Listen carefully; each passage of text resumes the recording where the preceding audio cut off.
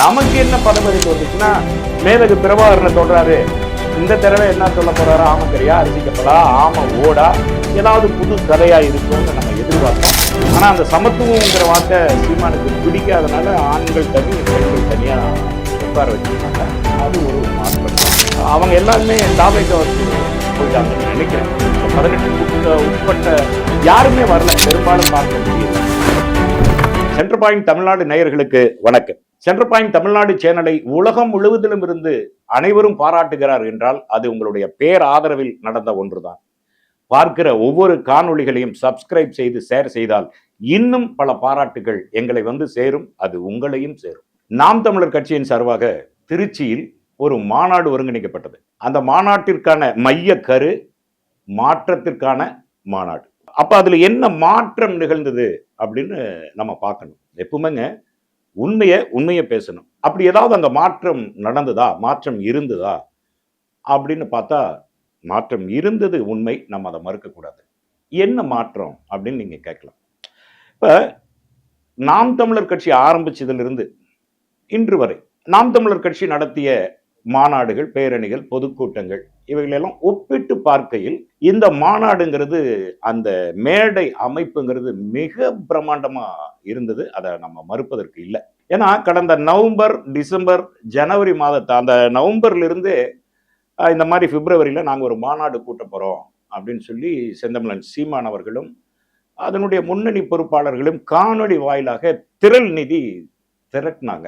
ஆனா துரதிருஷ்டவசமா பிப்ரவரி 15 வரைக்குமே திரள் நிதியில ஒன்றும் திரளல. ஆனா மேடை வடிவமைப்பு இதெல்லாம் முடிஞ்சிருச்சு. கடைசி நேரத்துல கையை பிசைஞ்சிட்டு நிக்கிற நேரத்துல சில பிராமண கடப்பாறைகள் முன் வந்து ஆகிறத நம்ம பார்த்துக்கலாம், நீங்க பாட்டுக்கு செய்யுங்க அப்படின்னு பிராமண கடப்பாறைகள் சொன்னதுனால சரி ஊரங்காஸ் தானே அப்படின்னு சொல்லி அந்த மேடை வடிவமைப்புல ஒரு மிகப்பெரிய மாற்றம் இருந்தது. ஒரு பிரம்மாண்டமான மேடை வடிவமைப்பு என்பது ஒரு மாற்றம் தான். அதை நம்ம இல்லைன்னு சொல்ல முடியாது. அதே மாதிரி அந்த மேடையில பாத்தீங்கன்னா 234 தொகுதிகளுக்கான வேட்பாளர்கள், ஆண் வேட்பாளர்கள், பெண் வேட்பாளர்கள். அதிலேயே சில மனக்கசப்புகள் நமக்கு உண்டு. எப்படின்னா, அது என்ன ஆண் பெண் தனித்தனியா எல்லாத்தையும் கலந்து ஒரு சமத்துவமா இருந்திருக்கலாமே அப்படிங்கிறது கூட நமக்கு தோணுச்சு.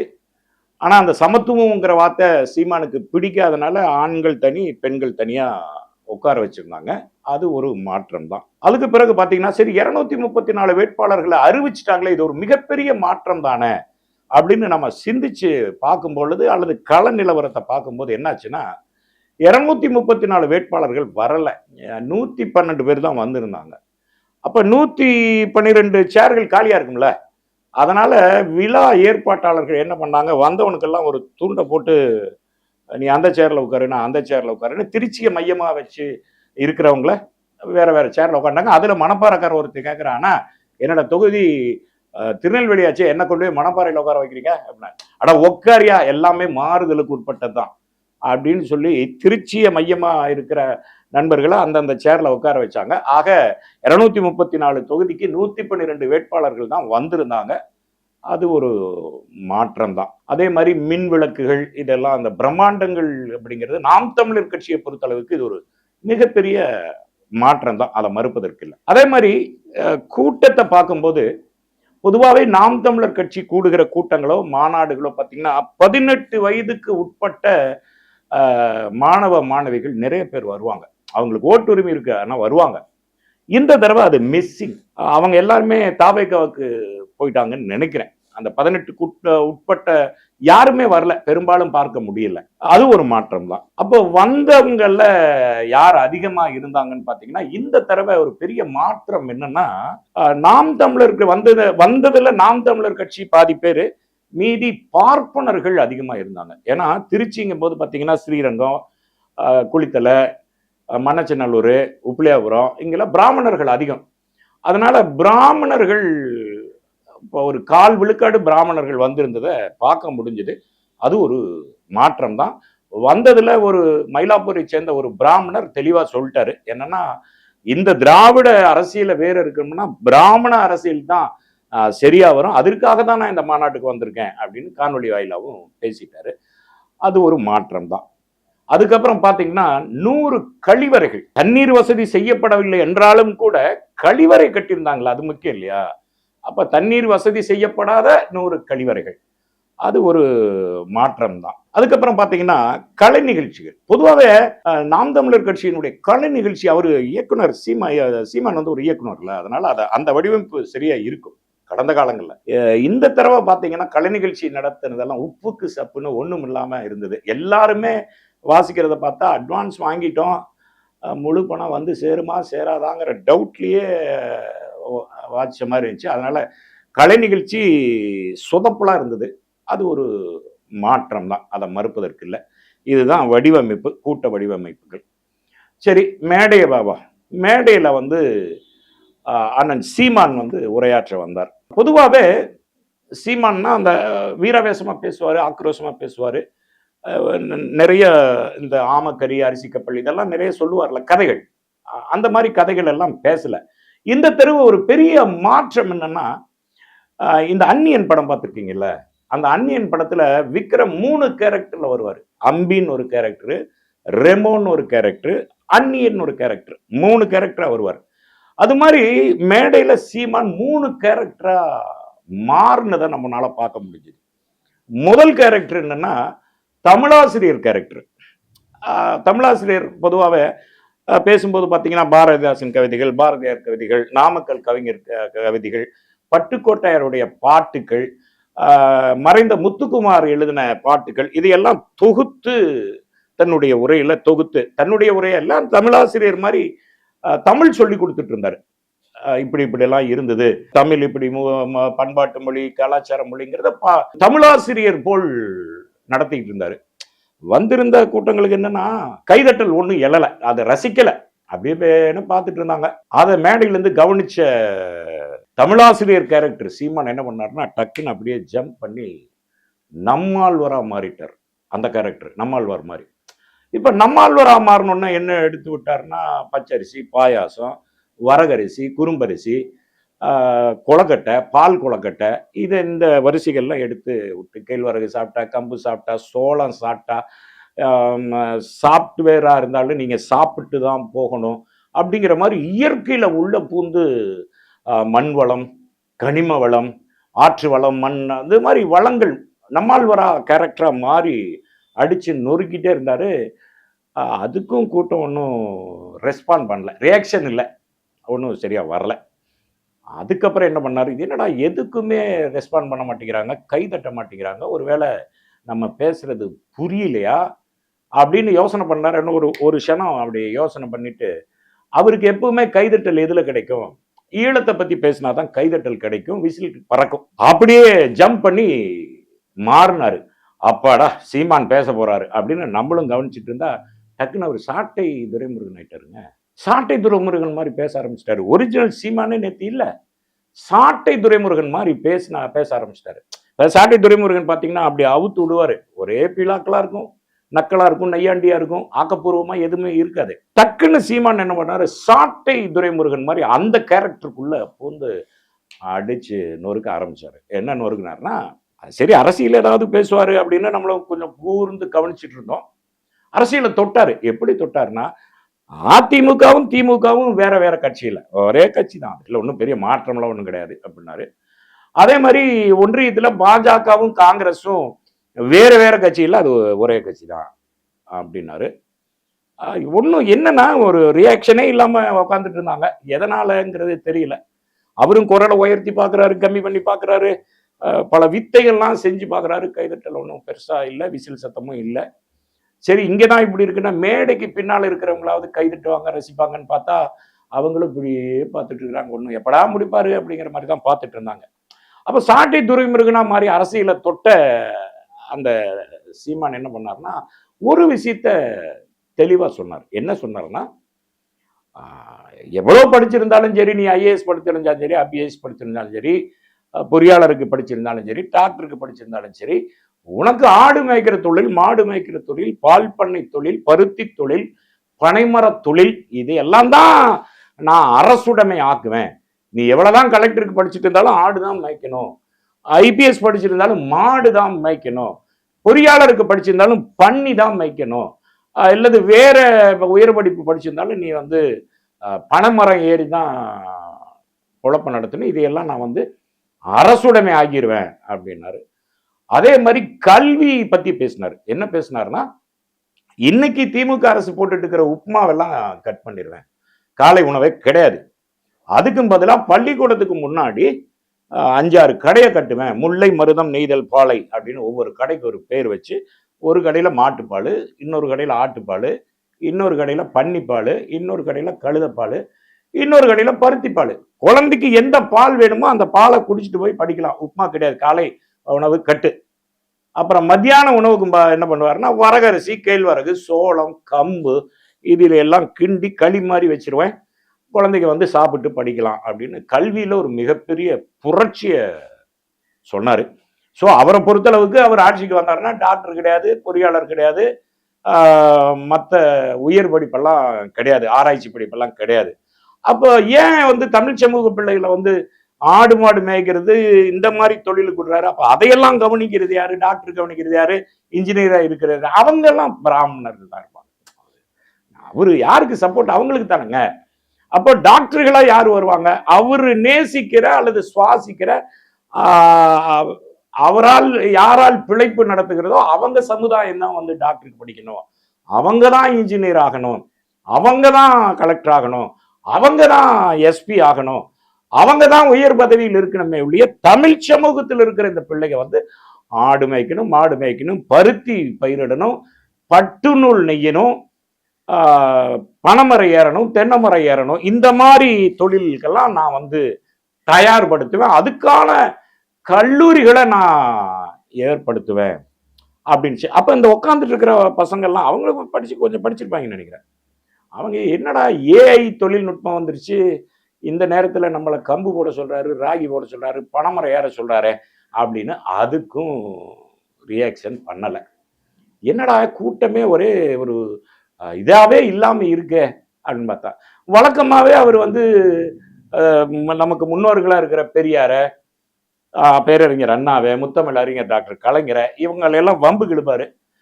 நேற்று என்னமோ தெரியல, வம்புக்கு இழுக்கல. அதுக்கு என்ன காரணம்? இல்லை, எந்த மேடை கடிச்சாலும் பெரியார உண்டு இல்லைன்னு பண்ணுவார, ஏன் இந்த மேடையில பெரியாரை பத்தி ஒன்றுமே பேசல அப்படின்னு நமக்கு ஒரு கேள்வி எழுந்தது. அப்ப நம்மளால் அனுப்பப்பட்ட நிருபர்கள்டே, என்னப்பா அது ஒன்றும் உப்பு சப்பு இல்லாம இருக்கீங்க, உட்காந்து பார்த்துட்டு இருக்கேன், என்ன நடக்குது, ஏன் வந்து யாரையும் அட்டாக் பண்ணாம இருக்கிறாரு, கொஞ்சம் விசாரிங்கப்பா அப்படின்னு. இப்ப நம்ம நிருபர் போனவர் பேரு குணசேகரன், குணசேகரன் அது என்னன்னு கொஞ்சம் பாருப்பா அப்படின்னேன். அது அண்ணா ஒரு 10 நிமிஷத்துல கூப்பிடுறேன் அப்படின்னாரு. என்ன சொன்னார்னா, இவர் கார்ல வந்து இறங்கி இருக்கிறாரு, இறங்கி வந்து உட்கார்றாரு. அந்த கொடியேற்றுறதுக்கும் உட்கார்றதுக்கும் இடையில ஒரு தகவல் அவருக்கு வருது. என்ன தகவல்னா, அண்ணே கொஞ்சம் கவனமா பேசுங்க, வந்த கூட்டத்துல குறைஞ்சது ஒரு 5000-லேருந்து 6000 பேரு தாவேக நடிகர் விஜயினுடைய ஆதரவாளர்கள் உள்ள வந்திருக்காங்க, நீங்க பாட்டுக்கு எதையாவது பேசி ஏதாவது ஆயிட போகுது, அதனால அடங்கி வாசிங்கன்னு சொல்லிட்டாங்க. அந்த பயம் ஒரிஜினல் சீமான பார்க்க முடியாம 3 கேரக்டரா மாறி பேசினாரு. சரி, தேர்தலை எப்படி மையம் கொள்ள, அதாவது தேர்தலை எப்படி இது பண்ண போறாருன்னா, தேர்தலை பத்தி என்ன பேசுறாருன்னா, ஆசியாவிலேயே தோத்துக்கிட்டே இருந்தாலும் கட்சி நடத்துற ஒரே கட்சி நாம் தமிழர் கட்சி தானே. இதுதாங்க உண்மையாலுமே மாற்றம். ஏன்னா ஒரு கட்சி 1 தோல்வி 2 தோல்வி 3 தோல்வி 5 தோல்வி 6வது தோல்வியில எந்திரிச்சுக்கும், அல்லது 7வது தோல்வியில ஜெயிச்சிடும். ஆனா நாம் தமிழரை பொறுத்தளவுக்கு என்னைக்குமே வெற்றிங்கிறது அதுக்கு கிடையவே கிடையாது, கவுன்சிலர் தேர்தலே கிடையாது. இருந்தாலும் வந்து நீங்க எத்தனை தடவை தோக்கடிச்சாலும் அடுத்த தடவை நாங்க நிற்போம், நீங்க எங்க ஓட்டு கேட்போம் அப்படிங்கிற அந்த விடாப்பிடி தன்மை இருக்கு இல்லையா, அது ஒரு பெரிய மாற்றம். அதை நம்ம மறுக்கிறதுக்கு இல்லை. இன்னும் 100 வருஷம் கழிச்சாலும் நாம் தமிழரை பொறுத்தளவுக்கு தோத்துக்கிட்டே இருக்கிறதுக்காகவாவது களத்துல நிக்கிறதுக்கு ஒரு கட்சி வேணும் இல்லைங்க. எல்லாருமே ஜெயிச்சுட்டே இருந்தா தோக்குறதுக்குன்னு ஒரு ஆள் வேணும்ல. ஒரு சதுரங்கமே எடுத்துக்கங்க, அல்லது ஒரு செஸ் போர்டு எடுத்துங்க, அல்லது ஒரு கேரம் போர்டு எடுத்துங்க, யாராவது ஒருத்தன் தோக்குறதுக்கு ஆள் வேணும்ல. சமநிலையிலே இருந்தா சரியா வராதுல்ல. அப்ப தோக்குறதுக்குன்னு ஒரு கட்சி வேணும்ல. அந்த கட்சி என்பது நாம் தமிழர் தான். அதுல மாற்றம் வந்து அதுதான் பெரிய மாற்றம். அதுக்கு பிறகு அதுக்கும் ஒன்றும் ரெஸ்பான்ஸ் கூட்டத்திலிருந்து வரலன்னு தான் மேதகு பிரபாகரன் பேரை உச்சரிக்க ஆரம்பிச்சாரு. சும்மா சொல்லக்கூடாது. மேதகு பிரபாகரன் சொன்ன உடனே கைத்தட்ட ஆரம்பிச்சிட்டாங்க. ஒரு 10-15 பேர் கைத்தட்டினாங்க. மேடையில் இருந்தவங்களும் கைத்தட்டினாங்க. மேதகு பிரபாகரனை பத்தி ஒரு 2 எப்பவும் போல பேச ஆரம்பிச்சாரு. நமக்கு என்ன பதபதிப்பு வந்துச்சுன்னா, மேதகு பிரபாகரனை சொல்றாரு, இந்த தடவை என்ன சொல்ல போறாரு, ஆமக்கரியா, அரிசி கப்பலா, ஆம ஓடா, ஏதாவது புது கதையா இருக்கும்னு நம்ம எதிர்பார்த்தோம். மாற்றத்திற்கான மாநாடு என்பதால் அது மாதிரி அரிசி கப்பலோ, ஆமக்கரியோ, ஆம ஓடோ அல்லது இட்லிக்குள்ள கறியோ இந்த தடவை எதுவுமே இல்லை. அதனால அந்த அளவில் அது ஒரு மாற்றத்திற்கான மாநாடு தான். சரி, ஒட்டுமொத்த கூட்டம் என்ன, உளவுத்துறை சொல்வது என்ன, அல்லது நம்ம நிருபர்கள் சொல்றது என்ன, அல்லது கூட்டத்துக்கு வந்தவங்க சொன்னது என்ன அப்படின்னு நம்ம ஒவ்வொன்றையும் பார்த்தோம். உளவுத்துறை தகவல் படி, அதாவது திருச்சி உளவுத்துறை தகவல் படி மொத்தம் வந்தது ஒரு 25,000 30,000 பேரு. அதுல நாம் தமிழர் கட்சியை சேர்ந்தவங்க ஒரு 10 15,000 பேரு. ஸ்ரீரங்கம், உப்பிலியாபுரம், கரூர், மண்ணச்சநல்லூர் இதை சேர்ந்த பிராமணர்கள் ஒரு 5,000 பேர் வந்தாங்க அப்படிங்கிறது உளவுத்துறை தகவல். பொதுமக்கள் யாராவது வந்தாங்களா அப்படின்னா பொதுமக்கள்னு பெருசா யாரும் வரல. அதுக்கிடையில ஒரு 2,000 5,000 பேர் தாவேகா தொண்டர்கள் வந்திருக்காங்க. அவங்க எப்படி வந்திருக்காங்கன்னா, துண்டு போடல, ஏதாவது பேசினா ஒரு ரகலையை உண்டு பண்ணிடலாம் அப்படிங்கிற மோட்டிவ்ல தான் வந்திருக்கிறாங்க. ஆனா யாரையும் தொடலை. யாரு சீமான் விஜயை தொடலை.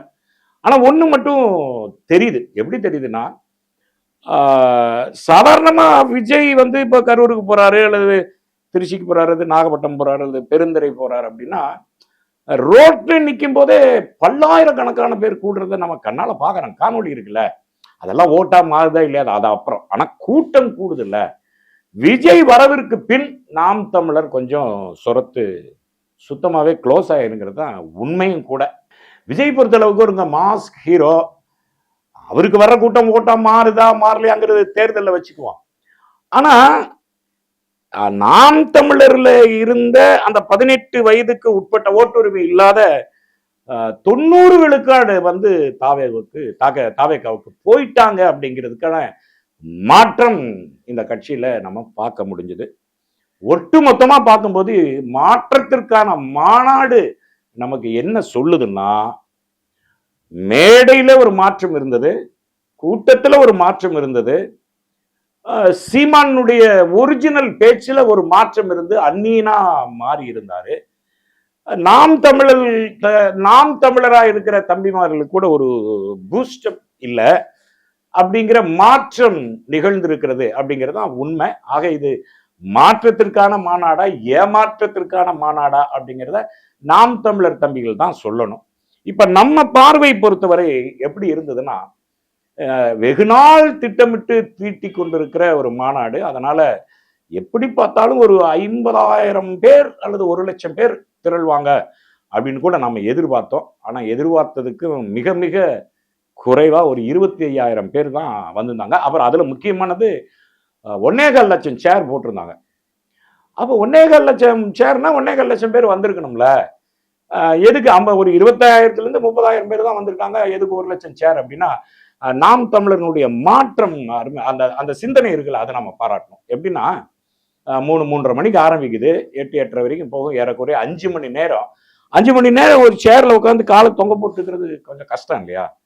அதனால மாற்றத்திற்கான மாநாடுங்கிறதுனால மாற்றத்துக்கு என்ன பண்ணியிருந்தாங்கன்னா, எப்ப கால் வலிக்குதோ அப்ப அந்த காலை தூக்கி வச்சுக்கிறதுக்கு ஒரு சேர், அப்போ ஒரு ஆளுக்கு 2 சேர் அப்படிங்கிற மாதிரி பண்ணியிருந்தாங்க. அது ஒரு மாற்றம் தான். நேற்று மேடையில் 234 வேட்பாளர்கள் உட்கார்ந்துருந்தாங்க. அதுல டம்மியோ மம்மியோ எப்படியோ வச்சுங்க, அது எப்படி வேணாலும் இருக்கட்டும். இப்போ அறிவிக்கப்படுகிற வேட்பாளர்களுக்கும் நாம் தமிழர்களுடைய தலைமைக்கும் ஒரு அக்ரிமெண்ட் இருக்கு, ஒப்பந்தம். என்ன ஒப்பந்தம்னா, இப்போ ஒரு தொகுதி எடுத்துக்கங்களேன். அந்த தொகுதியில 2 பெரிய கட்சிகள், ஒன்னு திமுக கூட்டணி, இன்னொன்னு பாஜக தலைமையிலான அதிமுக கூட்டணி அப்படி வச்சுங்களேன். தேர்தல் நெருங்க நெருங்க என்ன ஆகும்னா, ஓரளவுக்கு ஒரு 90 விழுக்காடு இவங்க தான் வெற்றி பெறுவாங்கன்னு ஒரு கணிப்புக்கு வந்துட முடியும். அதிமுகவோ திமுகவோ அவங்க கிட்ட நாம் தமிழர் தலைமை பேசும். என்ன பேசும்னா, இந்த மாதிரி நீங்க தான் ஜெயிக்கிறதுக்கான வாய்ப்பு அதிகமா இருக்கு, எங்களுக்கு தெரியும், ஒன்றும் பிரச்சனை இல்லை, நாங்க எங்க வேட்பாளரை சைலண்ட் ஆக்கி வீட்டில் உட்கார சொல்லிடுவோம். நாங்க சைலண்டா எங்க கேடர்கள்ட்ட, எங்க இருக்கிற கொஞ்சம் நெஞ்ச தொண்டர்கள்ட்ட எல்லாருமே அதிமுகவுக்கு போடுங்க, போடுறதுக்கு பிடிக்கலன்னா சைலண்டா வீட்லயே உட்காந்து தொலைக்காட்சியில படம் பார்த்துட்டு இருங்க அப்படின்னு நாங்க சொல்லிடுவோம் அப்படின்னு ஒரு ஒப்பந்தம் போடுவாங்க.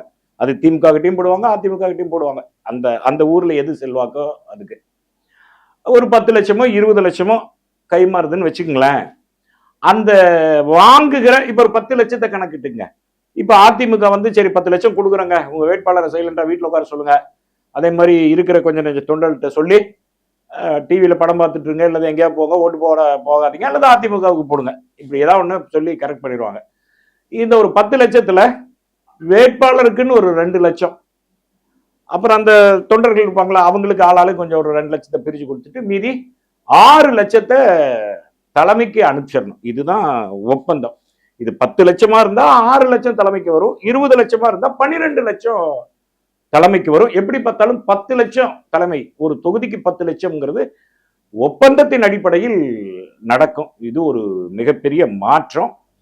அப்ப 234 தொகுதி இன்ட்டு 10 லட்சம்ங்கிறது மினிமம், அதாவது கண்டிப்பா வர வேண்டியது. இது முன்ன பின்ன கூடலாம். ஒரு சில தொகுதிகளில் வந்து நாம் தமிழர் தொண்டர்கள் ஒரு 2000 பேர் 3000 பேர் கூட அதிகமா இருக்கலாம். அப்ப அங்க வந்து 30 லட்சம் கேட்பாங்க. அப்ப தொகையின் அடிப்படையில் கமிஷன்கள் வந்து மாறுபடும். எப்படி பார்த்தாலும் 234 தொகுதியில் இருந்து வேட்பாளர்களுக்கும் நாம் தமிழர்களுக்கும் நாம் தமிழர் தலைமைக்கும் இருக்கிற ஒப்பந்தத்தின் அடிப்படையில் நாம் தமிழர் கட்சிக்கு இந்த தேர்தல் வந்து ஒரு நிதி கொடுக்கிற தேர்தலா அமையுமே தவிர வேற அது வெற்றி பெறதுக்கான வாய்ப்பை எல்லாம் கொடுக்காதுன்னு தான் நான் நினைக்கிறேன். ஆக நாம் தமிழர் நடத்திய இந்த மாநாடு உண்மையாலுமே மாற்றத்திற்கான மாநாடு தான். கடந்த நாம் தமிழர் மாநாடுகளை விட இந்த மாநாடு மாற்றமா தான் இருந்தது அப்படிங்கிற பல மாற்றங்களை சொல்லிட்டேன். சரி, மாநாட்டை பத்தி உங்க கருத்து என்னையா, அதை சொல்லியா அப்படின்னா, ஒட்டுமொத்தமா மாநாட்டு பார்க்கும்போது நம்மளுடைய கருத்து, இந்த 10வது படிக்கிற பசங்க பிள்ளைங்க இருக்காங்கல்ல, அவங்க என்ன பண்ணுவாங்கன்னா படிச்சு முடிச்சு முழு பரீட்சை எழுதுவாங்க, மார்க் வந்துடும். மனசுக்குள்ள மேத்ஸ் படிக்கணும் அப்படின்னு ஆசைப்படுவாங்க, ஆனால் அதுக்கான மார்க் இருக்காது. பிசிக்ஸ் படிக்கணும், குரூப் எடுக்கணும் அப்படின்னு ஆசைப்படுவாங்க, மார்க் இருக்காது. சரி காமர்ஸாவது படிப்போம் அப்படிம்பாங்க, அதுக்கும் மார்க் பத்தாது. இப்படி ஒரு மாதம் ஓடிடும். கடைசி என்ன ஆகும்னா, சரி கிடைக்கிற ஸ்கூலு கிடைக்கிற கோர்ஸ் அப்படிங்கிற லெவலில் இறங்கிடுவாங்கல்ல. அது மாதிரி அதிமுகவுக்கும் போக முடியாது, திமுகவுக்கும் போக முடியாது, கடைசியா தாவேகாவுக்கும் போக முடியாதுங்கிற சூழல்ல இருக்கிற சில மாணவிகள் என்ன பண்றாங்கன்னா, சரி இது ஒரு கட்சி ஃப்ரீயா இருக்கு, அதுல போய் ஜாயின் பண்ணிக்குவோம் அப்படிங்கிற மாதிரி தான் நாம் தமிழர் கட்சி இருப்பதை நம்மால் பார்க்க முடிகிறது. எந்த கட்சியிலும் சேர முடியாதவர்கள் நாம் தமிழர் கட்சியில தங்களை இணைத்து கொண்டதற்கான ஒரு மாற்றத்தை தான் நேற்றைய மாநாட்டில் பார்க்க முடிந்ததே தவிர, இது ஒரு அரசியல் மாற்றத்திற்காகவோ அல்லது கொள்கை மாற்றத்திற்காகவோ அல்லது தமிழ் இன விடுதலைக்காகவோ சமூக நீதிக்காகவோ சமத்துவத்திற்காகவோ மத நல்லிணக்கத்திற்காகவோ அல்லது கல்வி வேலை வாய்ப்பில் தமிழ் சமூகம் பெற வேண்டிய முன்னேற்றத்திற்காகவோ எந்த குரலும் இல்லை. மாறாக இன்றைக்கு தமிழ் சமூகம் அனுபவித்துக் கொண்டிருக்கிற உரிமைகளை மறுக்கிற ஒரு மாநாடாகவும், தமிழ் சமூகம் முன்னேறி கொண்டிருக்கிற கல்வியை தடை செய்வதற்கான ஒரு மாநாடாகவும், தமிழ் சமூகம் இன்றைக்கு முன்னேறி உலக அரங்கில் அறிவாற்றலால் பேசப்பட்டு கொண்டிருக்கிற தமிழ் சமூகத்தை மீண்டும் கற்காலத்துக்கு இழுத்து செல்லுகிற ஒரு பழமைவாதத்தை புகுத்துகிற மாநாடாகவும் தான் இருந்ததே ஒழிய, இது பழமைவாதத்திற்கு இழுத்து செல்லுகிற ஒரு மாற்றத்திற்கான மாநாடே தவிர புதுமையாக சொல்வதற்கு ஒன்றுமில்லை, நிறைவேற்றுவதற்கு ஒன்றுமில்லை, பேசுவதற்கும் ஒன்றுமில்லை. ஆகவே 2026 சட்டமன்ற தேர்தலில் நாம் தமிழர் என்பது எத்தனை சதவிகித வாக்குகள் வாங்கும் என்று நேற்றைய மாநாட்டை வைத்து பார்க்கும்போது அது 1% அல்லது 2% என்பதே அதிகம் என்றுதான் நமக்கு தோன்றுகிறது. என்னை பொறுத்தவரை மாற்றத்திற்கான மாநாடு படுதோல்வி என்பதே நிதர்சனம், உண்மை. நன்றி. நடுநிலை தவறாத சென்டர் பாயிண்ட்.